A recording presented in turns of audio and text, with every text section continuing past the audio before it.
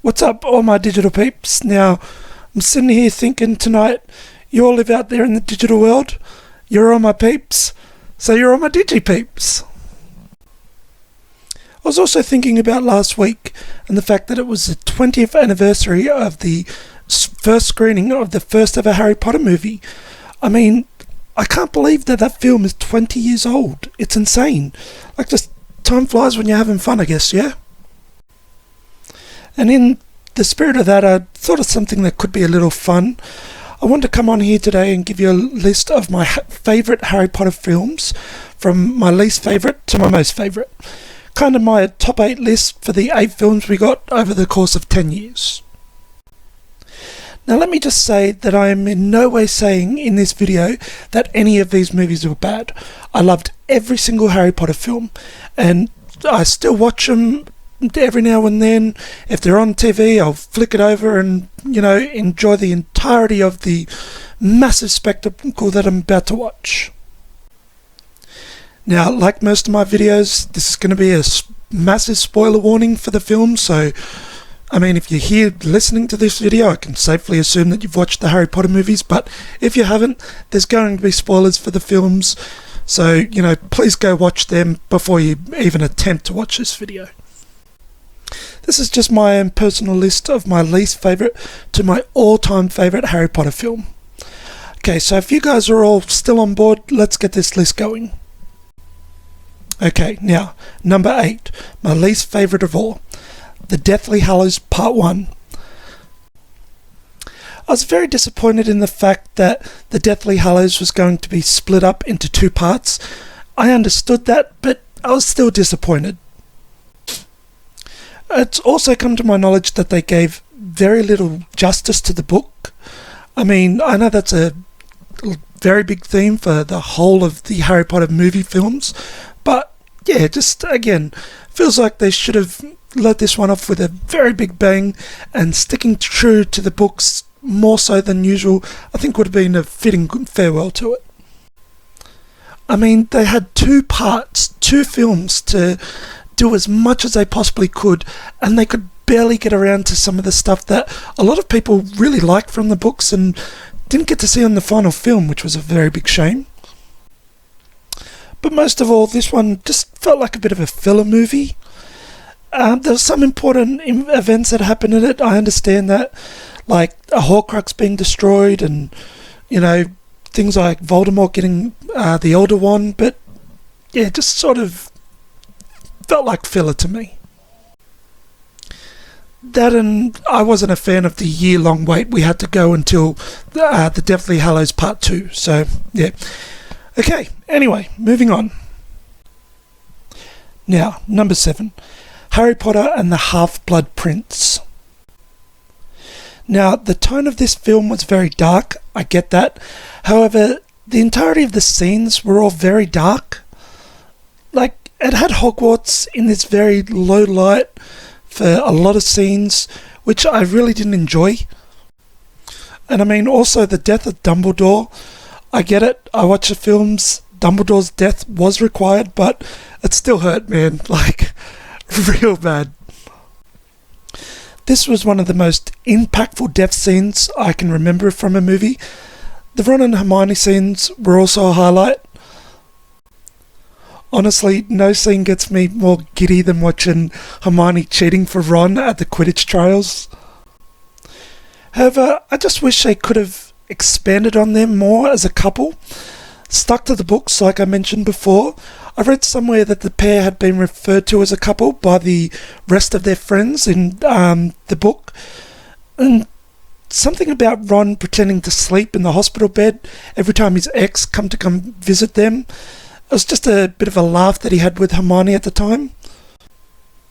And if you're a Ron and Hermione shipper like me, you would probably agree with me that they did them so dirty in this film, and most of the films they didn't expand on their relationship even more, which I feel was a very big missed opportunity.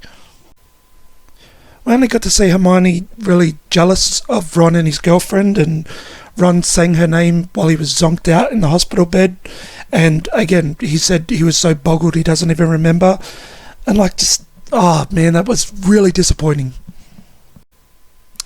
Radio, number 6, Harry Potter and the Goblet of Fire. The film had a great premise, in that of being the Tri-Wizard Cup. It also gave our very first look at Voldemort, which was still very macabre, if you will. I mean, they only teased this villain for 3 films, so it was good to finally see him in the flesh. Also, let me be really clear here. If you don't like Cedric Diggory, then I don't like you. Straight up, here's the just MVP of that film. Also, Hufflepuff, gotta represent my true colours, yellow and black. However, in saying that, this movie also killed Cedric, which, was again a very heart-crushing death scene. Also, one of the big ones for me is you could see the fatigue on everyone there, and I'm speaking about the cast members in that. I believe I heard in an interview that this was a film Rupert Grint was looking to quit on, and you could definitely tell in his face, as well as some of the other cast members, that there were 4 movies in now and they were just sort of kind of getting over it sort of thing. They probably had more money than sense at that time, and I feel like, it just sort of affected their work in a way that you could just sort of really tell on screen. And finally, one of the big ones for me, the no-nos on Voldemort. Like, still to this day, I can't get used to that look. Okay, anyway, next up. Number 5, Harry Potter and the Deathly Hallows Part 2. Like I said earlier, it was broken up into 2 parts, which I hated at the time, so you can't watch one without the other sort of thing. However, I feel this was a satisfying conclusion to the movies as a whole. I remember seeing a poster at the cinemas of just Harry and Voldemort face to face and just the release date at the bottom. You didn't need much more than that, as everyone was Potter mad by the time of this film's release. I mean, even at the time of filming this, it is still the 13th highest grossing film of all time.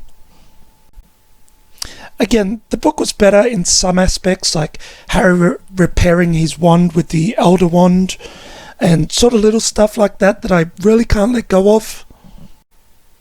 And finally, it took forever, but we finally got Ron and Hermione and their kiss scene in this film. It was good to see the very long payoff for those two, and I mean, at least we got them in the end, right? Okay, next. Number 4, Harry Potter and the Philosopher's Stone. Okay, right off the bat, great film. Back in 2001, there wasn't a lot to do. Movies was always my go-to, and to have a spectacle like Harry Potter hit my screens, I mean, I was just blown away.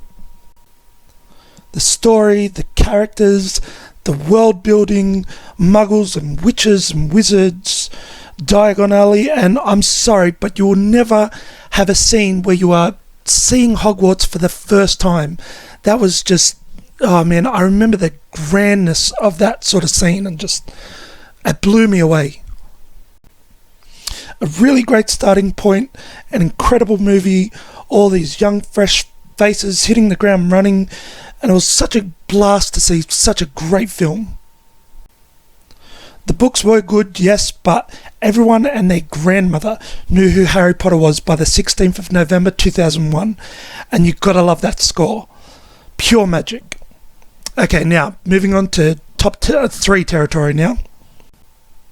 Okay, number 3, Harry Potter and the Chamber of Secrets. Okay, now, Harry is back with a whole bunch of new faces and magical creatures. The Phoenix looks incredible, and the basilisk was just terrifying. Hogwarts had still yet to be looked at from the Board of Education. I mean, 3-headed dogs and giant snakes living in the school. Nuts to that, like, it's 2002, baby. Like, kids are cuddled in this generation. Just toss them into a school with monsters and magical creatures. That'll be right. Also, the introduction of one of the bravest, most amazing wizards to ever grace that school, Gilderoy Lockhart. I heard that man is a legend. And Dumbledore, Richard Harris, absolutely the best for me there. He was the one and only for me. He was Dumbledore. The beard and the half-moon glasses and the look of the wise master who's just seen and done it all. I mean, Michael Gambon did a great job. I'm not trying to throw any shade his way. I will just always see Richard Harris in my mind when someone says the name of Albus Percival Wilfrid Brian Dumbledore. Okay, now, number 2, Harry Potter and the Prisoner of Azkaban. I mean, this prison was legit. Any guards who come and suck the soul out of your body, just, that is a prison. It was our first sort of look into the dark territory of the wizarding world and the evil inhabitants who didn't graduate Hogwarts with the best of intentions. It was a great film. Harry Potter and the whole world was truly established now, and it was a juggernaut in the movie business. I mean, you knew if you were going to watch one of these movies, you were going to get this massive feast for the eyes, if you will. I mean, the magic, the magical creatures, the hippogriff being one of the highlights of this film. And of course, my MVP, my overall favourite Harry Potter character, Sirius Black. That man was just amazing to watch on screen. Gary Oldman brought so much to this rather tragic character, if you ask me. Then to find out he was Harry's godfather, the softness that he brought to his scenes with Harry, Gary Oldman just knocked it out of the park. Okay, and finally, number 1, Harry Potter and the Order of the Phoenix. Where to begin with this one? The actors, in my opinion, look to be in their prime here. Every time I see a picture of some general Harry Potter merch, it's typically, from what I can tell, Harry, Ron and Hermione from their 5th year. And not only that, you kind of get a sense that the actors really enjoyed this one. Not only did you have this newcomer, Ivana Lynch, playing Luna Lovegood, a character who people just went nuts over. I remember the huge casting call and the whole world just lining up to get a chance to play her. But for me, Ivana just brought such a sweet innocence and a small spark to this character. And I mean, overall, I feel she really breathed new life into these films and really made the role her own. And I mean, that was really well received, seeing as we were 5 movies deep into this now, and yeah, it was really good to see that they could still bring some new fresh faces to the film. The stakes in this movie felt very high. Voldemort's power was growing, and there was the ever classic, if the adults are not going to do anything, then the kids will step up. I mean, always a classic for these young adult films. And then just when you think the kids are beaten, boom, in comes the Order of the Phoenix to kick some magical tail. MVP Sirius Black comes in with a Wingardium Leviosa right hook to the face. I mean, that popped my whole cinema. I still remember that happening. And I mean, the crowd just went nuts. And then the battle that pitted the Order up against the Death Eaters, which will always be one of my most favourite fight scenes in any sort of film. The full, mature, adult witches and wizards going at it with their skills and their magical abilities. And this will always have the title of being the first ever film I saw in the cinemas twice. Just an overall great film and one of the most memorable in the franchise to me. Well, anyway, that's my list and I'm sticking to it. Bit of a different one today, but I felt like I had to do something special for the anniversary of the first ever Harry Potter film. Leave a like and comment below which was your favourite Harry Potter film. I'd love to see which one stuck with you and what one got you to look under the bed for any of the old books just to sort of read through what you had just watched.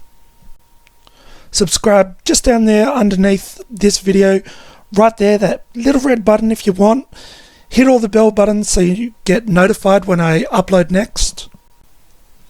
It's totally free and you can listen to my insanity whenever you like.